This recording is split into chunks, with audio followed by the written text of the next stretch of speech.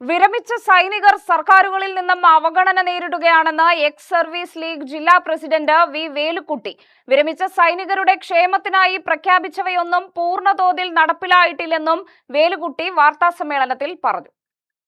India രാജ്യത്തെ വളരെ പുരാതനമായ പാലക്കാട് ജില്ലയിൽ പോലെ പല ജില്ലകളിലും സൈനികർക്ക് വിശ്രമ കേന്ദ്രം അല്ലെങ്കിൽ വിമുക്തന്മാർക്ക് വിശ്രമ കേന്ദ്രം മറ്റ് ജില്ലകളിൽ ഉണ്ടെങ്കിലും ഇപ്പോഴും പല ജില്ലകളിലും അതില്ല.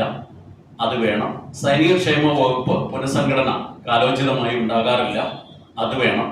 അതുപോലെ സൈനികർക്കും അതുപോലെയുള്ള വിമുക്ത ഭടന്മാർക്കും അവരുടെ ആശ്രിതർക്കുമുള്ള ആനുകൂല്യങ്ങളുടെ ഫണ്ട് അലോട്ട്മെന്റിന്റെ അപാകത, അതോടൊപ്പം ഈ വകുപ്പ് കൈകാര്യം ചെയ്യുന്ന സ്ഥാപനത്തിൽ ജില്ലാ ഓഫീസുകളിൽ അവിടെ ജീവനക്കാരുടെ കുറവ് കാരണം നേരിടുന്ന പ്രയാസങ്ങൾ, അതുപോലെ ക്യാൻറ്റീൻ സംവിധാനങ്ങളിൽ നമുക്ക് വേണ്ട സാധനങ്ങൾ കിട്ടാനുള്ള ഏജൻസികൾ പാലക്കാട് ഇല്ലാത്ത ഒരു പ്രശ്നം, ഇതെല്ലാം ചർച്ച ചെയ്യപ്പെടുന്നതാണ്.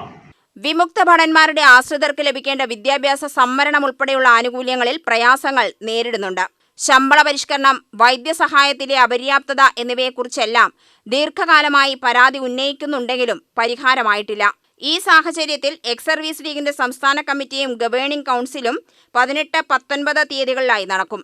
വിമുക്ത ഭടന്മാരും ആശ്രിതരും നേരിടുന്ന പ്രയാസങ്ങളും പരിഹാരങ്ങളും ഗവേണിംഗ് കൗൺസിൽ ചർച്ച ചെയ്യുമെന്നും വേലുക്കുട്ടി പറഞ്ഞു. സംസ്ഥാന കമ്മിറ്റി അംഗം GK Nair, secretary Krishnakumar, treasurer K Velu എന്നിവരും വാർത്താസമ്മേളനത്തിൽ പങ്കെടുത്തു. UTV news, Palakkad.